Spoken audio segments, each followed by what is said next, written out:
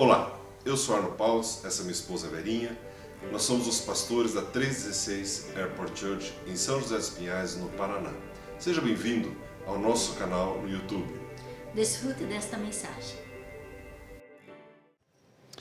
Glória a Deus. Nós queremos hoje ministrar a terceira parte da mensagem A Dignidade do Evangelho. Nós começamos há umas semanas atrás e em Filipenses, no capítulo 1, versículo 27, o apóstolo Paulo, ele no finzinho da vida, ele traz uma frase que mexe muito comigo, essa frase.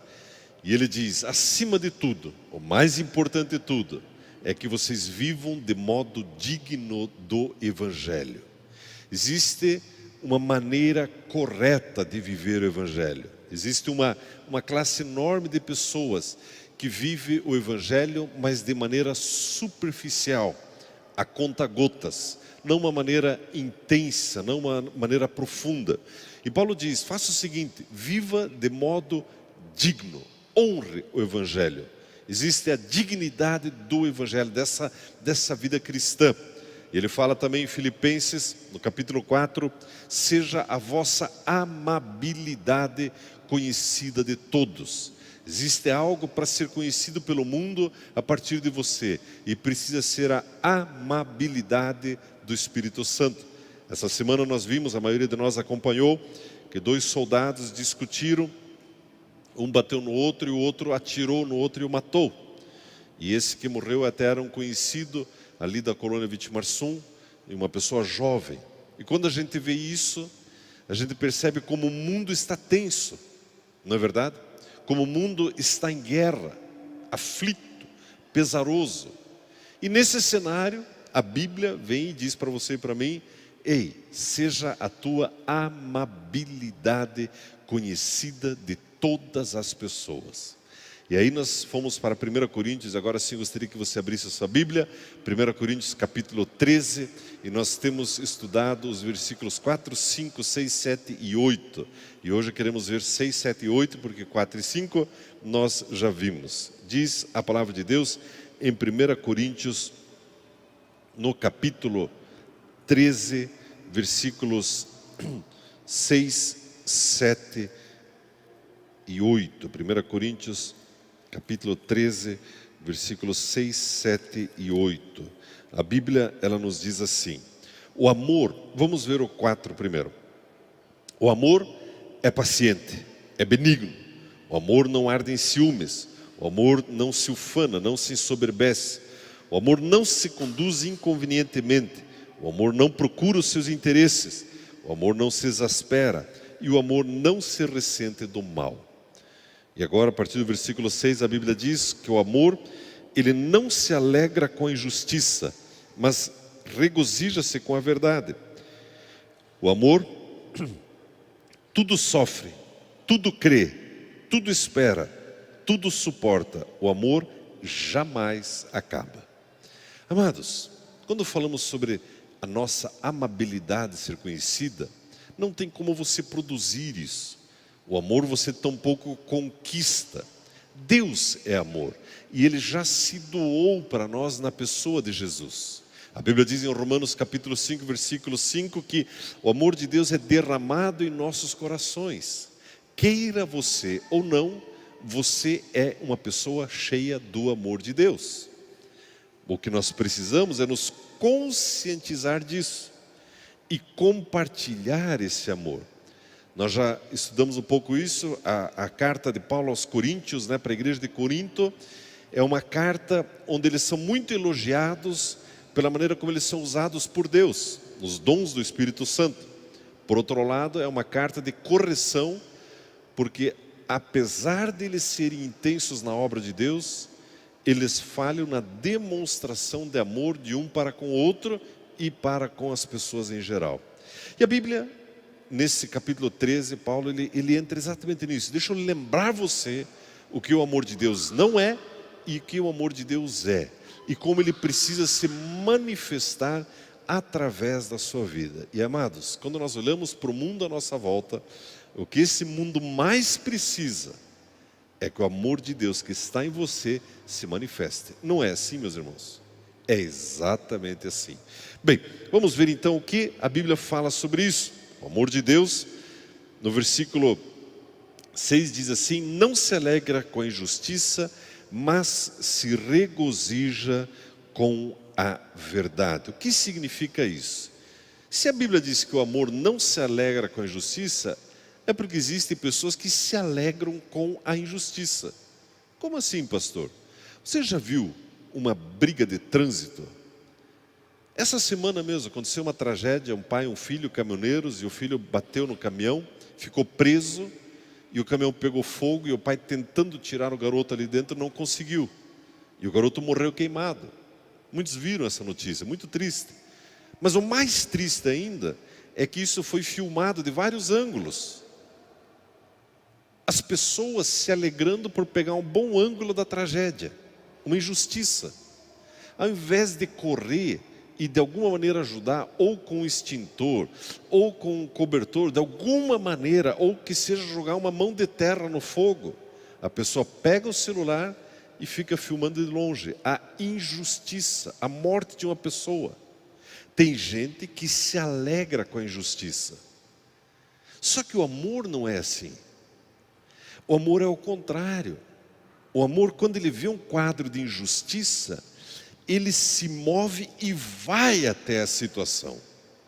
Então, quando você passa num quadro de dor como esse, você não saca o celular e fica filmando só para depois postar: consegui filmar uma desgraça. Não. Você vai lá para ajudar, para intervir na situação. A maior injustiça que existe é a pessoa não ter acesso ao Evangelho, não conhecer Jesus. E quando você fica sabendo de uma situação dessa, você não descansa até que a pessoa conheça o Evangelho. O amor é assim. O amor ele não descansa com a injustiça. É interessante, mas ele se alegra com a verdade. A palavra iniquidade, ela vem do grego adikia, significa o que não conforma com o certo, ou seja, errado. Amados, o amor, ele não tolera o errado. Algumas pessoas confundem esse conceito. Não, mas eu sou um cristão, então eu tolero tudo. Não. Se eu vejo uma injustiça, por exemplo, se eu vejo um caso de homossexualismo, meu papel é alertar a pessoa. A Bíblia condena tal prática. Mas pastor, politicamente isso não é correto, o senhor está fazendo acepção de pessoas? Não. Mas eu preciso alertar que esse é um caminho de morte, é um caminho de lágrimas, é um caminho de dor. Eu vi uma notícia ontem aliás, que nós comentamos no fim do ano, na Argentina, por exemplo, né, um bando de loucos desvairados lá aprovaram o aborto, né, até qual semana? Muitas semanas lá. Quem lembra? 14 semanas. Um troço de doido. Uma injustiça com aquelas crianças. Só que a notícia boa que eu vi ontem é que tem médicos que estão se negando a fazer o aborto. É isso que é amor. O amor vê uma situação de injustiça e eu não vou participar disso. Pelo contrário, eu vou me opor a isso. E é interessante, amados, que você e eu caminhando aqui sobre a terra, nós nos deparamos com muitas situações de injustiça, não é verdade? O mundo diz para você se calar, ou até se alegrar. A Bíblia diz o contrário.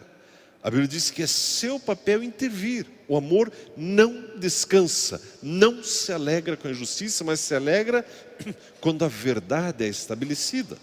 A Bíblia diz também que o amor tudo sofre. Você entende esse texto? Você sabe o que significa isso? O amor tudo sofre. Pastor, a gente vai se arrastando, sofrendo, caminhando, aguentando as pancadas da vida. É isso que a Bíblia está falando? Não. Essa palavra no grego, a palavra sofrer, é a palavra stego.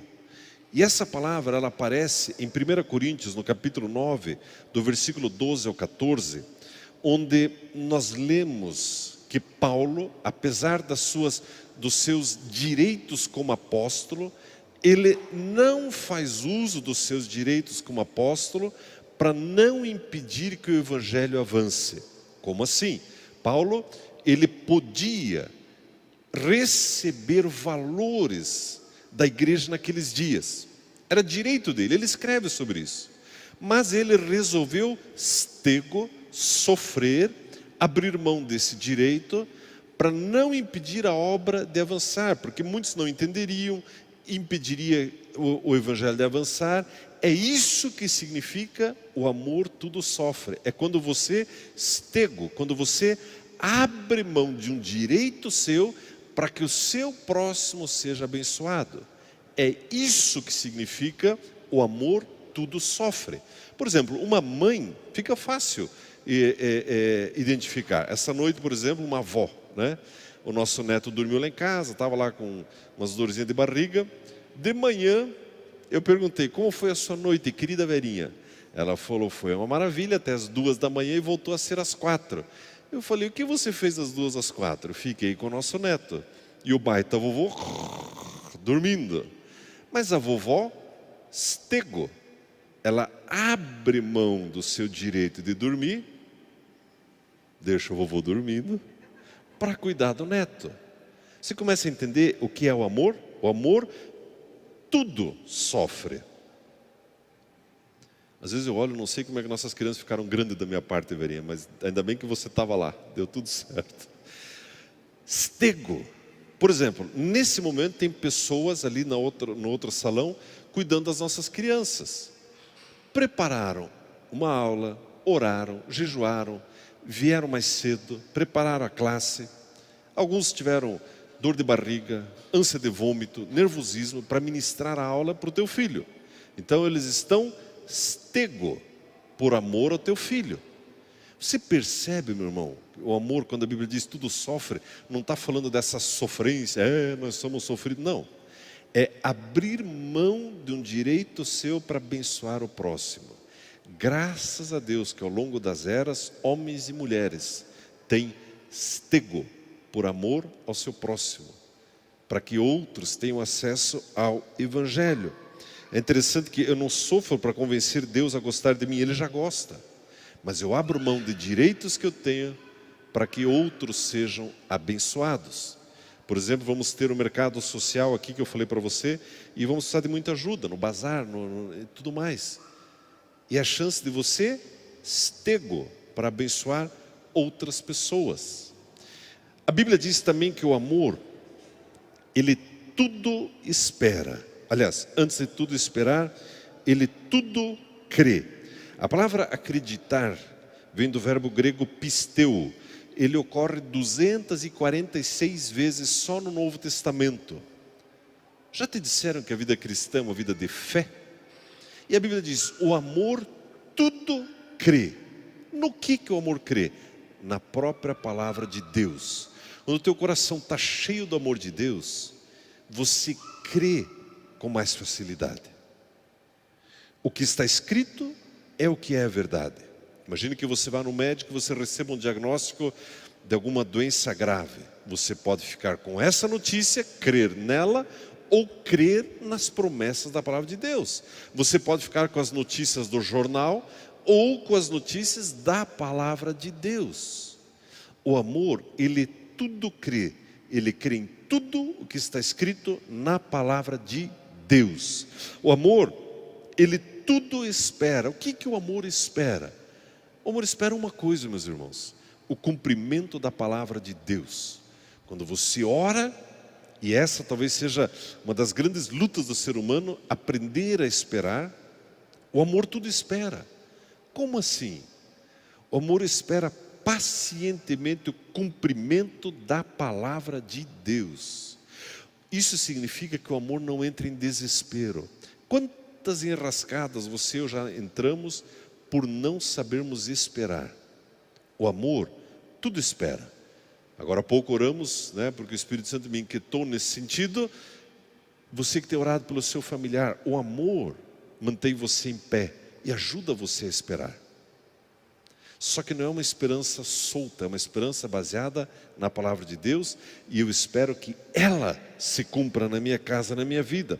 E a Bíblia diz também que o amor tudo suporta.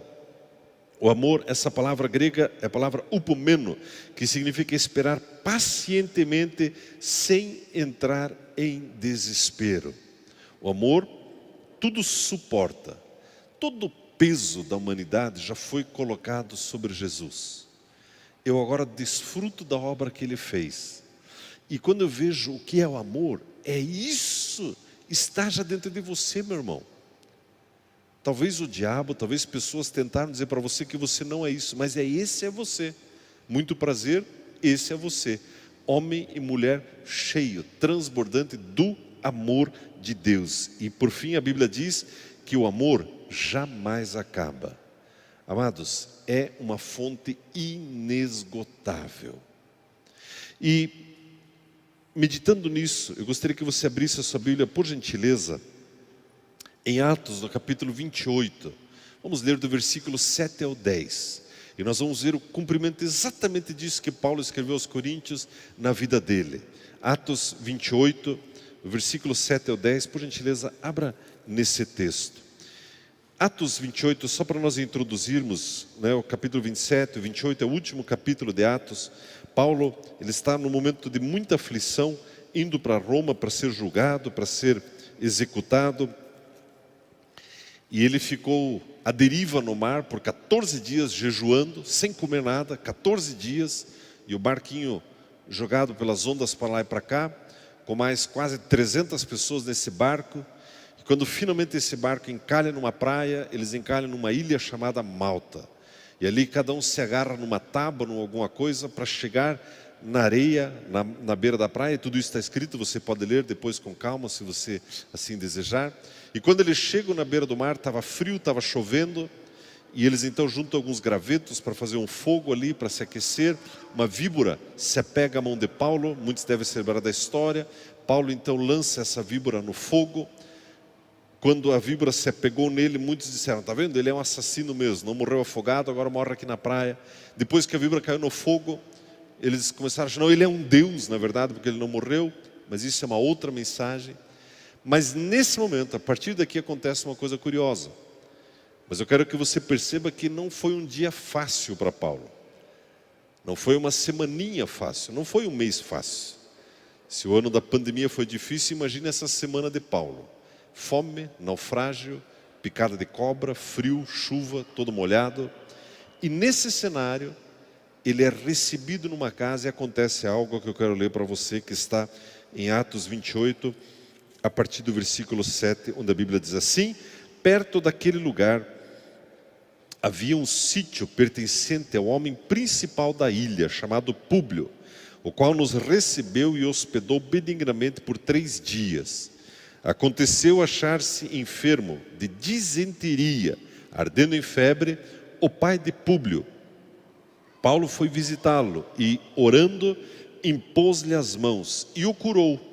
À vista desse acontecimento, os demais enfermos da ilha vieram e foram curados, os quais nos distinguiram com muitas honrarias, e tendo nós de prosseguir viagem, nos puseram a bordo tudo o que era necessário. Olha que experiência interessante. No meio de uma semana, de dias tremendamente atribulados, agora surge uma necessidade. Disseram para Paulo, é o seguinte, eu sei que você sofreu naufrágio, fome, picada de cobra, mas tem um sujeito que está doente. O que ele tem? Disenteria. Irmão, não preciso descrever para você, você já deve ter passado por isso, né? Homem é mais frouxo ainda para essas coisas, né?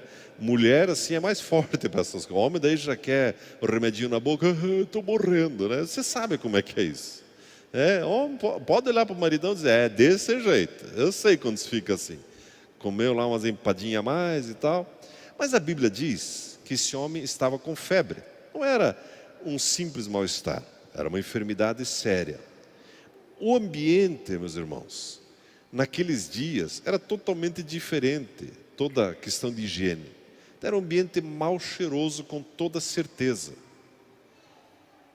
A Bíblia diz que o amor não sossega, não se alegra com a injustiça. Uma enfermidade, meus irmãos, é uma manifestação de injustiça. Paulo faz o quê? Ele vai até esse homem. E com isso eu quero chamar a sua atenção. e que você comece a falar com o Espírito Santo: Deus, será que eu estou percebendo a dor das pessoas à minha volta? Já estamos no dia 7 de fevereiro. Se você ainda não orou por pelo menos um enfermo esse ano, alguma coisa está errada. Se ninguém está telefonando para você: ei, ore pelo meu familiar, ore pelo meu parente, ore por essa pessoa, alguma coisa está errada. Paulo, a Bíblia diz que ele vai. Por quê? Porque o amor de Deus está derramado, ele vê uma situação de injustiça e ele intervém naquela situação. Você sabia que nós somos chamados para isso? Arno, mas eu só tenho poucos meses de cristão. Você foi chamado para isso. A Bíblia diz que ele não só foi até ele, mas impôs as mãos sobre esse homem. Nesse ano de pandemia, nós percebemos o quão importante é o toque, não é verdade? Que saudade daqueles abraços, né? Daquele beijo, daquele carinho. Biblicamente é exatamente isso. A Bíblia fala sobre impor as mãos sobre os enfermos, para que eles sejam sarados. O amor, ele não consegue sossegar enquanto ele vê um quadro de enfermidade. Eu pergunto: esse é você? Esse somos nós? A Bíblia diz que o amor tudo sofre. Eu abro mão do meu descanso, eu abro mão daquilo que seria um direito meu, abro mão de me secar ali na praia para ir orar com um estranho. Meu irmão, desperte para isso. Quando você vê uma situação de dor e angústia, esteja atento. Deus, eu sou resposta para essa situação. Mas a primeira coisa, comece a orar para ver isso, para estar atento. O amor tudo sofre, o amor abre mão dos seus direitos. A Bíblia diz que impôs as mãos sobre ele e o curou. Quando nós falamos sobre abrir mão dos direitos, imagine agora do ponto de vista desse homem. Ainda tem pessoas que dizem: mas como assim orar por enfermos? Então, se coloque no lugar do enfermo e pergunte se ele não quer uma oração. O amor tudo crê. Paulo, apesar de ter passado por um naufrágio, picada de cobra, fome, frio, continua crendo nas promessas da palavra de Deus. Isso é tão importante para você e para mim, independente das circunstâncias, das lutas que atravessamos, continue crendo na palavra de Deus. Eu aprendi há muitos anos atrás com o evangelista Rainer Bonke, agora já há um ano e pouco que ele faleceu. Uma vez, aprendi muitas coisas com ele, mas uma coisa me chamou muita atenção. Ele foi questionado uma vez porque ele orou por um grupo de pessoas cegas. Eu não me lembro se eram 6 ou 8 pessoas, e 4 ou 5 foram curadas. Só que as outras 2 ou 3 não foram curadas. E ele foi questionado: mas que fé é essa que você só curou isso? Mas imaginou? E ele me disse uma coisa interessante. Ele falou: Arno, toda vez que eu vou orar por um enfermo, mesmo que eu tenha orado por 10, e os 10 não foram curados, eu oro pelo 11º, como se todos os anteriores tivessem sido curados. Eu creio incondicionalmente no que a Bíblia diz. Não me baseio na minha experiência, me baseio no que a Bíblia diz. Quando a Bíblia diz que o amor tudo espera e tudo crê, meu irmão, registre isso. Você pode ter tido algumas frustrações orando por um familiar, ou por uma enfermidade, ou pelo teu negócio. Ore novamente, crendo nas promessas da palavra de Deus. Você consegue entender isso? O amor tudo crê. Continuo crendo no que a Bíblia diz, não no que a minha experiência diz. Amém, irmãos? A Bíblia diz que Paulo impôs-lhe as mãos e o curou. À vista desse acontecimento, foram trazidos os demais enfermos da ilha, e todos foram curados. A agenda de Paulo se intensificou ainda mais. Você sabia que quanto mais você se doa para a obra de Deus, mais você vai ser requisitado? E por fim a Bíblia diz que eles foram honrados com presentes e tudo mais para seguir a sua viagem. A Bíblia diz, meus queridos, que o amor nunca acaba. E se tem uma coisa que o diabo bate, é tentar convencer você de que o amor de Deus não é tão forte assim por você, mas é. Estou aqui em nome de Jesus para dizer para você que o amor de Deus nunca acabará na sua vida. Nunca. O amor de Deus por você nunca se acabará. Nós podemos tomar caminhos diferentes. Pode ser que daqui a 1 ano, 2, 10, eu não sei, você esteja num país, eu esteja em outro. O amor de Deus, ele jamais acabará. É uma fonte inesgotável. E a boa notícia é que está derramado no seu coração. Amém, meus irmãos? Convido você a ficar em pé, por gentileza. Eu quero orar com você nesta hora. Pai Celestial, muito obrigado. Obrigado por essa tarde, obrigado, Espírito Santo, porque o Senhor está nesse lugar. Obrigado, Pai, porque o Teu amor é derramado em nossos corações. A maior expressão do Teu amor, Pai, é o Teu próprio Filho Jesus. Pai, obrigado por cada homem, cada mulher, cada um que nos ouve. E nessa hora eu ministro essa palavra do Teu amor em cada coração. Pai, cada um saia daqui nessa noite absolutamente convencido do Teu amor por essa pessoa. E também, Pai, que nós fomos chamados para manifestar esse amor. Pai, eu abençoo cada um, Pai, que possamos entrar exatamente nesse ponto da vida, onde não descansamos com a injustiça, onde tudo sofremos por amor. Aliás, o amor que tudo sofre, o amor que tudo crê, o amor que tudo espera, o amor que tudo suporta e o amor que jamais acaba. Pai, declaro para cada um a palavra de plena paz, de alegria, em nome de Jesus. Esperamos que você tenha sido grandemente edificado com essa mensagem. Venha nos visitar em um de nossos cultos, aos sábados às 19h30, culto de jovens, aos domingos às 10 horas da manhã e às 18 horas. E também inscreva-se em nosso canal no YouTube.